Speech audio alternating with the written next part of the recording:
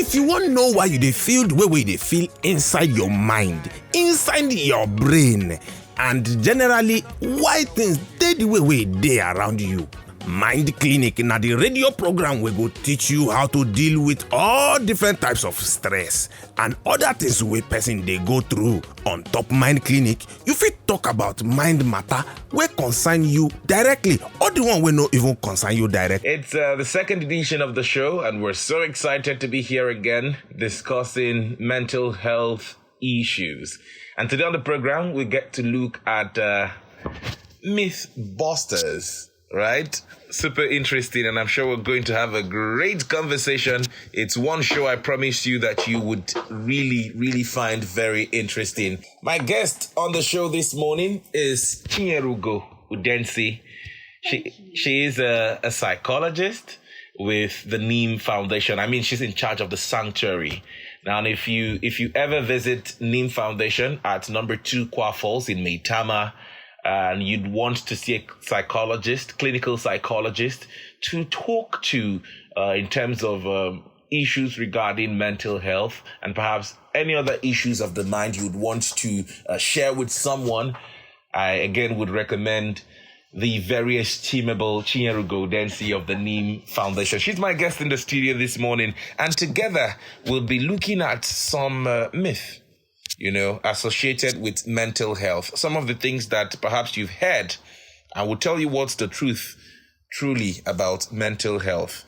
And in time past, right, I'll start with this one. We've heard people say only certain people experience mental health problems. Well, that's not true. We know that that's not true.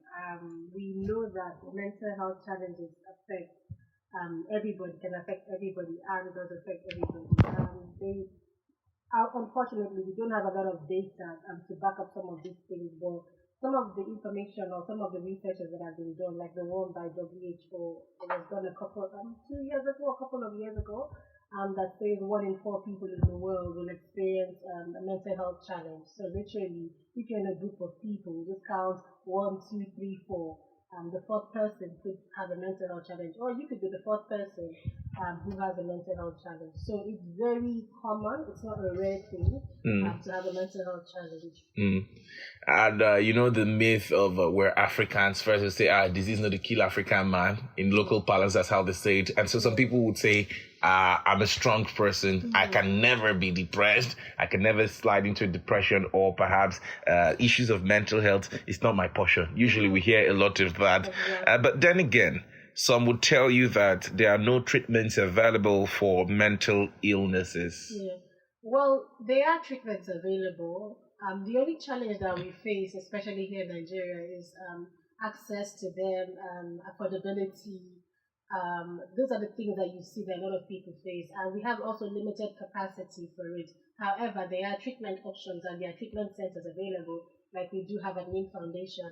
There are lots of places. There are a couple of places here in Abuja too that offer mental health support. I think it's about taking the time out to look for it and avail yourself to those services. Well, according to the World Health Organization in 2001, just to add to what you said rightly, that treatments are available, and nearly 2/3 of people with a known mental disorder never seek help from a health professional. Yeah, that's correct. And a lot of the times you will find that because of the stigma around it and understanding of mental health, and people would rather not go because they don't want to be associated with quote-unquote madness. They don't want it to be in their family. They want to say, oh, God forbid, it's not my portion. It's not a Nigerian thing. It's not an African disease or something. It's a Yubo thing. But it's everywhere. It's you and I. We suffer it every day. It may not be to the extent that the other person suffers it, but it's everywhere. And I think it's important we take advantage of the services available, because they are available. As limited as they are available. Exactly. And talking about limitations, Al Jazeera in 2019, just about 2 years ago, said 1 in every 4 Nigerian suffers from mental health or from mental illness, but help is hampered by tight budgets and the lack of skilled staff. Exactly. So we do not have a lot of people who are so perhaps into the profession to give care. It's also important that we talk about this, that the seventh largest country in the world, being Nigeria, has Africa's highest caseload of depression and ranks 15th in the world in the frequency of suicide, according to the World Health Organization. And there are less than 150 psychiatrists in the country. Yeah. 150. Yeah. Wow. I think per 100 and I can't remember the statistics, but it's quite one psychiatrist, so I think 100 and something per population. Exactly, because we have 200 million people living in Nigeria, about 200 million people. Mm-hmm. And if the World Health Organization estimates that fewer than 10% of mentally ill Nigerians have access to the care, then there's a need that we begin to have these conversations every now and again, and also sort for more, help perhaps from other organizations. Or perhaps from government, even international organizations, maybe. I don't know about you, but the statistics is actually scary. If you're placing 15th in the world, that's a big deal. And I think we definitely have to look into it. It's not something we take for granted. It's here for a long time. We've kept quiet about it. We can't keep quiet anymore while our loved ones are suffering, while you and I are suffering. We have to talk about it. All right, if you're just tuned in, we're talking about myths busters. We're telling you the truth about mental health. There's some things you would hear, right? And we have a psychologist in the studio who will tell you which is true and which is false. So we've heard young people say that, again, I quote, young people, they'll tell you that young people do not experience mental health problems. I wish that were the case. No, so that's not true. Everybody, or even children, can experience mental health challenges. We know that a lot of the times, the onset of most mental health challenges is in the adolescent phase. That's the young phase. And then going from that phase onwards to adulthood, that can happen a lot of the times when people have it, when it manifests in adulthood, you can trace it back most times to the younger phases of people's lives. We know that, we don't know what exactly causes it, but a lot of the times you see that if it's not a childhood specific challenge, in the adolescent age up to the young adults, you can see that it's very common within that age range. Wow. And also a research showed that on average about 3 young people in every classroom is battling mental health problem. That's disturbing, really. I know it is actually, it is more reason for us to educate ourselves on it, to talk about it, because if we don't know these statistics, these things go under the carpet, and we're like, oh yeah, that child, he's just like that. That's who he is, or that's who she is. But I'm pushed to want to find out what a young boy or girl of say 5 years old would be troubling, like in the mind, or would be battling with at that age. So different things. You can look at environmental factors. They could be in a home where there's abuse. They could be in a home where there's malnourishment. They could be in an environment where they're bullied, where they don't have friends. So those social connections that they need at that age, or that care, or that environment may not be present for them, and that could lead someone down a path. And so this troubles them even while they're in the classroom and the teacher is in front of them, teaching them, their mind's flying already. Yes. Well, you won't be able to even concentrate. Even think of it as an adult. If you have something troubling you as an adult, you struggle to concentrate. Wow. So imagine a child who even doesn't know how to express themselves, or feel like they may not have a safe enough space to talk about their challenges. It will just stay in their mind, and they keep on thinking about it. Wow. So, the Mind Clinic is very expository, I tell you for free. I would not have believed that a child of 5 would have troubles at that age in the mind. Maybe you're thinking of something while your teacher is in the class. I would never have come to terms with the fact that at age 5, your mind could be troubled. Wow. Okay, so let's talk about this other one.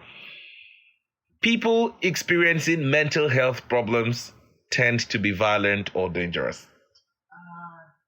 The truth is actually they are the ones that are victims of violence most times. They're not always violent. Sometimes with some mental health presentations, there could be violence, there could be aggression. However, it's not a predominant symptom of a mental health challenge. usually they are the ones that are being taken advantage of. They are the ones that we kick or we push or we hurt. You see, it's most of the vulnerable people and that may have mental health challenges that are the ones. So they're not. I think that's one of the myths that is everywhere, that when people with mental health challenge are violent, so you have to maybe hold them down or something. In some cases, you can have someone fighting back and maybe aggressive, but it's not always the case. Now, are we talking about loss of mind, for instance? So, for example, when somebody experiences psychosis or when they're having psychosis, there could be aggression in it. The person could be aggressive, but it's not always the case. So, remember, this is just one type of it. Remember that we also have a lot more other forms or a lot other things that make up mental health challenges. But when there is psychosis, the person could be. When there is substance abuse, the person could be, because they're not thinking the way you're thinking. So they could fight back or they could want to respond with aggression. On the show today, we're looking at some myth associated with mental health. And we're asking that you can be part of the conversation. Are there any other things you've heard about mental health or mental illness that you're not sure, are true? So you can call us up to find out. Are there anything you've heard about mental health or mental illness that you need clarity? Please do call us up. But we move on with some of the myth, personally, that perhaps I've heard or research have shown that a lot of people have asked in the past. People who experience mental health problems do not recover. Ooh, so it's the majority of people get better, but they recover. I think sometimes we set and we expect everybody to go back to full 100%. So, for example, if you cut yourself, you would heal, but you may still have a scar. It does not mean you haven't healed. There may be residues or reminders. But generally, when people experience some mental health challenges, they can be 100% they can 100% go back to the way they used to be. Whereas other people can go back to 80% to the way they used to be, and other people can also go back to 50%. And then there's a part where they never really fully recover. You just manage the symptoms of the challenges that have been presented to you. All right, I can see the calls coming. I'll take one more, another myth, and then we'll begin to take the calls between now and the half hour of 8 o'clock. All right? Okay, so here we go. Please, in all honesty, I want you to answer this one. Okay. It said, only some people have mental health. Now, only some people, not everyone. Okay. What's your take on this? Only some people have mental health. So we all have a mental health. Really? Let me explain. Okay. We all have a mental health, yeah? But we all don't have a mental health problem. Okay. We don't have a mental disorder, but we all could have a mental disorder. So it's not set in stone. It's not on your forehead. You never know what can happen. We all can have a mental health problem, but we all have a mental health. Because when we talk about mental health, we're basically referring to the functions of thinking, the way you behave, the way you think, the way you feel. These all come together to form your mental health. So when there's any form of stress on the way you think, on the way you feel, or your behavior, you can say something is hampering or something is affecting your mental health. And that could lead to a mental health disorder, depending on the amount of pressure or how long the pressure has been in your life for. So again, we all have a mental health. We all have a mental health. We all don't have a mental health problem, but we all can have a mental health problem. Wow. Okay. What did you hear about mental health? What do you know about mental health? It's a good time to clarify so you don't take some fake news to the bank or to train other people or teach other people what you know. Perhaps it could be wrong. So we have a clinical psychologist in the studio, Chiyarugo Udensi from Neem Foundation, and she's here to give clarity to those thoughts of yours. Do well to call us up. I have a message here, no name attached. It says there is not much support available for people experiencing mental health problems. Do you agree? I do agree. Okay. And so not so much support. So you know how we said that there's support, but it's limited. That's the reality on ground. But then there is support. I think that's the message everybody should take. that there is support available, in as much as it is limited. You can still reach out and get some form of support. Now, is this in Nigeria or globally? In Nigeria, I'm speaking about Nigeria. Okay. And globally too, most countries, there is support for mental health. They may have more support for mental health challenges than we do in Nigeria. But there is actually everywhere, anywhere. Could children experience mental health problems, or children don't experience mental health problems until they are teenagers? So children can experience mental health problems. They may be in the minority, but they can. They different. If you look at the classifications of mental health, depending on the book that you look, depending on if it's the DSM or the ICD, which are classifications of mental health challenges, and you will see that there's some that children have that may not, or that may go unnoticed, because we can say it's a typical child problem. But then you begin to see a lot of those things when they get older. But with some children, you can see it right off the back that they're quite different, or maybe something is out of place. All right. Yeah. So we're taking calls now. What do you know about mental health? You have questions to ask in regards to mental health. Hello, good morning. Morning. Good morning. Yes, Joe from Maraba. Say your name again. Joe. Joe from Maraba, go ahead. Yes. Please, how do you read to understand without that distraction, that is absolute concentration, without that distraction? To read and understand without that distraction is a difficult in me. How do you do it? So that you will not be swayed, so that you can concentrate maximally. How do I do it?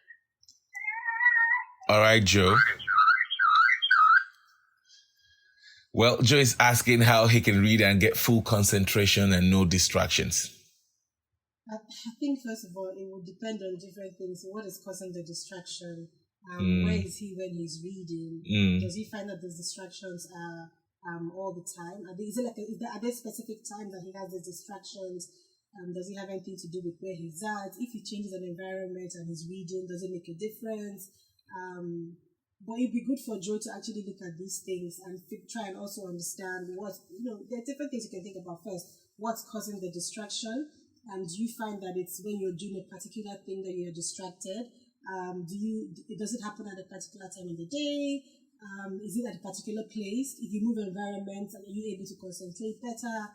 You like to look into these things to see if we change environment or change lifestyle, does it make any difference? And where does your mind go to? Exactly. Now, we've often heard that Nigerians don't like to read. Could it be majorly cause of distractions when we're reading? Some of us could be bored. You can find that what you're reading is boring and you're forced to read. Okay. I know some people who read even in a moving car, even in noise, they would be concentrated and they're reading. There are different things that could attribute that to. So it's good to sit down and actually start to figure it out, not just broadly saying, okay, maybe read from your phone or read from a book, because you want to also tailor it to what makes it easier for Joe. All right. Another myth very popular is, I would say this just like, someone would say is, there's nothing I can do to help someone with a mental health problem. There's a lot you can do. First of all, you can tune into Rhythm FM every Wednesday morning to listen to what we're talking about, because it's information not just for you, but the other people around you. There's a lot that you can do. First of all, I think the most thing we need to do is educate ourselves on mental health and mental health challenges, because if we have that information, we're best equipped to help other people. When we find resources, we go out of our way to look for resources available for them. There's a lot of information online that you can read in the interim. If somebody's experiencing stress, or they're worrying too much, or you feel like somebody's maybe depressed, there's a lot of information out there that you can just research on how you can support the person. And if you feel it's way above your ability to support, you can encourage the person or go with the person to a mental health center. So by you going with that person, there's a lot of support and even work that you have done for that person, or giving them information on where to find support and care if the person doesn't want you, or if you're unavailable to go. So providing them with information goes a long way in helping. You don't have to be the one to counsel them or make them feel better. Sometimes information goes a long way. All right, we're almost out of time, but we need to take this call and run through with some other myth. Hello? Hello? Good morning. Yeah, good morning. What I'm going to add... Please tell us your name. Tell us your name and location. Okay, my name is Ibari. Ibari. Yeah, Ibari, and I'm calling from Maitama. All right, Ibari in Maitama, go ahead. Yes, so what I'll say is this. With regards to mental health, fair enough, we do not have enough resources or centers available to help people with mental health issues. However, I also strongly believe that we can help ourselves. How?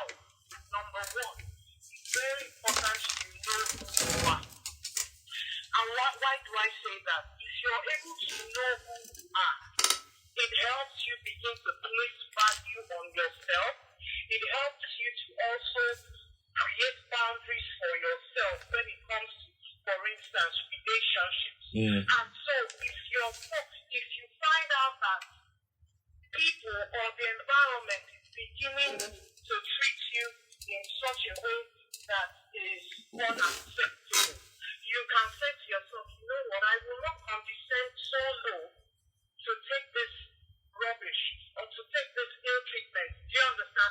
From so person or so environment. And at that point, you know what, you begin to say to yourself, I matter. In this situation, I matter more than anybody and anything. I deserve to be happy. So what do I do? And for me, one of the ways of doing that is, number one, self-talk. Number two, find reliable people to confide in. We live in a society where people place unnecessary expectations on themselves. High bars, which for me doesn't make sense. It's okay to show a bit of vulnerability. It's okay to say, you know what, I didn't do well. Recently, my son didn't do well in one of his assignments. And I said to him, it's okay sometimes not to do well. Exactly. The most important thing is, what do you learn from nothing? What's the lesson there? And then let me digress a bit. With regards to children, I observed one thing. Mental health actually affects children, but it's just that when they're kids, they don't talk, but you see them bottling everything up. Exactly. So, for instance, a child coming from a home where the relationship between the parents are unhealthy, he's very much aware, but he wouldn't say anything. But guess what? By the time he gets to adulthood, unconsciously, he begins exhibits those traits. So if he saw his father abuse his mother, domestic violence, where he was physical, by the time he gets older and he settles down, he might also abuse the wife. He might not be physical, but he might be an emotional one. So that's my take. Ibari, thank you so much for your kind contribution. Very insightful. We're very excited you were able to contribute to the program. But we need to run real quickly because of our time. If we're able to take 2 more calls before we wrap up, very fine. Is mental illness obvious in an individual? One of the big questions. Is it obvious? So, sometimes it is obvious, other times it's not. Especially for most people, you find that in the beginning phase it's not very obvious. We're able to mask it and act like all is well. Then subsequently, you begin to see it. It depends. So let's say if somebody is having a panic attack, or maybe let's say they have an anxiety disorder, it might start with the mind. They start to worry, and then eventually you might see it in the behavior where they're shaky or they're sweating profusely. So you can see it. Things like in depression, you begin to see the person's unable to concentrate, or maybe they're sleeping too much, or they're eating too much, or they begin to withdraw from you. So there's certain things that you can see subsequently, but not all the time. You may not always see it all the time, but you can see some symptoms. And that's why we said there's certain things you can look out for.